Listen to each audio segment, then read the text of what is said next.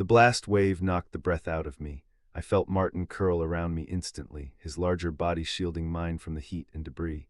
We hit the mud, sliding down the embankment away from the inferno.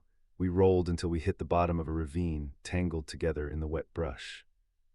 I lay there for a moment, stunned, listening to the crackle of the fire above and the frantic beating of two hearts. One fast, one slow, both alive. "Martin," I whispered.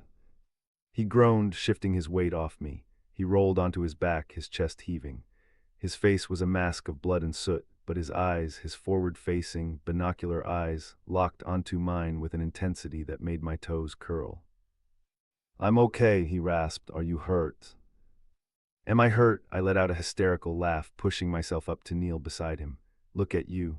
Oh, protector, look what they did to you." My trembling paws hovered over his bruised chest, the cuts on his face. The rain was washing away the blood, revealing the purple and blue canvas of violence beneath.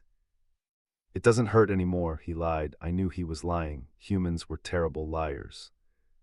"Why did you come?" he asked softly. He reached up with his good hand, his fingers brushing against the wool of my cheek. His skin was rough, warm, and electrifying. "Because you're I stopped. My lodger, my friend." "Because I couldn't breathe knowing you were gone," I confessed, the truth tumbling out of me. "Because you are the most gentle thing I have ever known, Martin, and I hate them for not seeing that." He stared at me, water dripping from his dark hair. The fear I should have felt, the instinctual terror of a predator's focus, was entirely absent. Instead, I felt a magnetic pull, a gravity that drew me closer to him until I was leaning over his chest, shielding his face from the rain. "Thiva," he murmured, his voice rough with emotion. I think I'm in trouble." "We're both in trouble," I said, glancing up at the burning wreck on the road above. "The exterminators will send backup. Sinclair will try to find us, but we need to hide." "No," he said, shaking his head slightly. I think I'm in love with you." The world stopped, the rain, the fire, the pain, it all receded. My ears swiveled forward. My tail, usually so expressive, went still. In Venlil society, this was madness, it was perversion, it was predator disease manifest, but looking at him, broken, bleeding, and looking at me as if I were the only sun in the sky, I realized I didn't care about Venlil society. I lowered my head slowly. I had seen humans do this in the movies Martin watched. It was a strange, alien gesture, dangerous, vulnerable. I pressed my snout against his forehead, then lower, until my lips brushed against his. It was awkward at first. He flinched in surprise, then melted into it.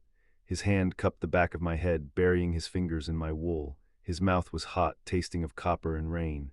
It wasn't the tentative peck of a Venlil. It was hungry, desperate, and overwhelmingly alive.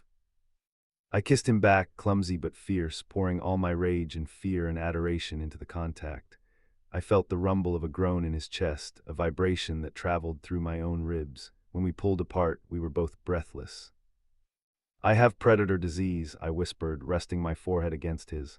"I must, because I love you too." Martin let out a weak, wet laugh. "Then we'll be sick together." A flashlight beam cut through the darkness above us, sweeping the ravine.